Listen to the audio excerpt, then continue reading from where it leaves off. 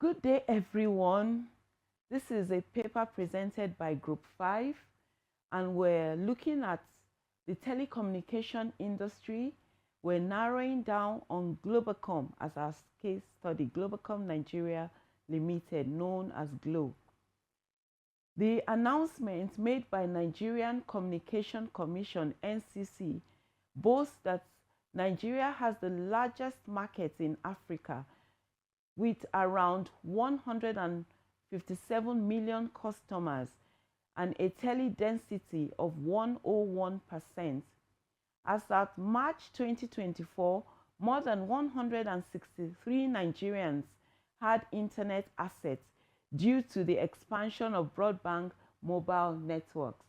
The introduction of reasonably priced data plans and a broadband penetration of 43.5%.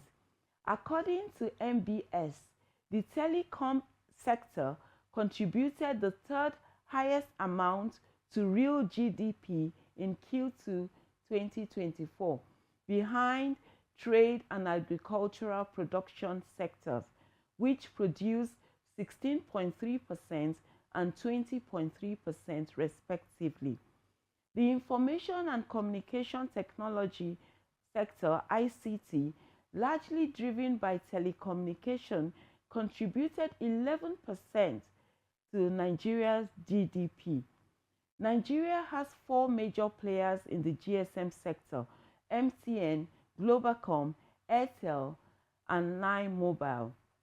MTN, however, is the largest mobile operator in the country, and in terms of numbers of users, with a market share of 37.3%, followed by Airtel, who has 28.9%, Globacom has 28.4%, and Nine Mobile has only 5.3%. This information we gathered from the International Trade Association, and this was delivered in 2025. One of the major telecommunication operators, Globacom, which we're using in this instance as our case study, which is popularly known as GLO, plays a major role in our national life, as it has helped a lot of industries to have a fabric of foundation and infrastructure, and has supported expansion in business in the Nigerian economy. The sector has fueled fintech industry. It has helped financial inclusiveness. Even the central bank's cashless policy has relied heavily on the telecommunication industry. It has also helped with other infrastructure and other businesses like the tax system and the physical, which has helped people to be able to relate without having to do physical banking. It has grown as a result of telecommunication provision platforms, which has helped a lot of millions of people to be able to connect and sell their products. Even platforms like Jumia, Konga have relied heavily on this mobile sector. The cost of conducting business also has significantly reduced because SMEs now use mobile phones for their inventory management, even for their social media marketing, and it has helped them in their payment processing, in their connectivity has, significantly changed, and this has helped the Nigerian social dynamics. In addition to this, commerce has improved, broadband bridges, even geographical gaps by providing access to healthcare services, remote learning materials, particularly in underprivileged areas. Even right now, you find people not having to travel overseas. They can receive Medicare, through these means. Also, people do e-learning. You can sit in the comfort of your home and be in a school abroad. All this has been helped through the telecom industry. So now I'll hand over to my colleague Musa, who is going to take us through the history of Globacom, the challenges they have faced, as well as the achievements they have made. Thanks for listening. Good day, everyone. In this segment, I'll be discussing the history, achievements, and challenges of Globacom Limited.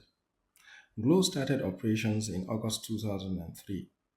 The company came 2 years after GSM debuted Nigeria in 2001 with the arrival of the first two legacy mobile operators. The entrance of Globacom broke the duopoly of the two legacy operators and changed the game with the introduction of per-second billing. GSM services became affordable to Nigerians irrespective of social and economic class. As of March 2024, Glo accounts for a subscriber base of over 62 million in Nigeria, a milestone which the company says underscore its commitment to providing reliable and innovative telecommunication services to its customers. The indigenous telecoms operator started facing challenges in 2024 when it was reported the company lost 42 million of its active Nigerian subscribers in 8 months. According to the industry regulator, this customer base decline was largely attributed to the deactivation of subscriber identification modules that were not linked to the national identity numbers. Some of the other challenges the organization is mentioned to be faced with include structural challenges, interconnected debts. Speaking to structural challenges, the recent abrupt resignation of CEO Ahmed Farouk after 1 month of resumption shows the significant internal challenges at the company. Industry observers have long criticized the centralized decision-making process of the indigenous operator. According to a former Globacom executive, the company's founder, Dr. Mike Adenuga, is key to most decisions within the company. Dr. Adenuga has managed Glo alongside his other business interests, including oil and gas, financial services, real estate, with minimal structural separation between his other ventures and Globacom's operations. And on the aspect of interconnected debts, an interconnected debt is a liability incurred by an operator for terminating calls on another network.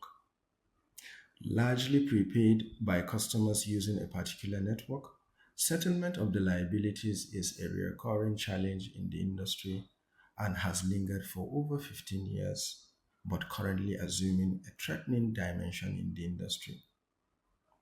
The Guardian gathered that as at the end of 2023, within the mobile network operator cycle, about 70 billion interconnected debt was outstanding.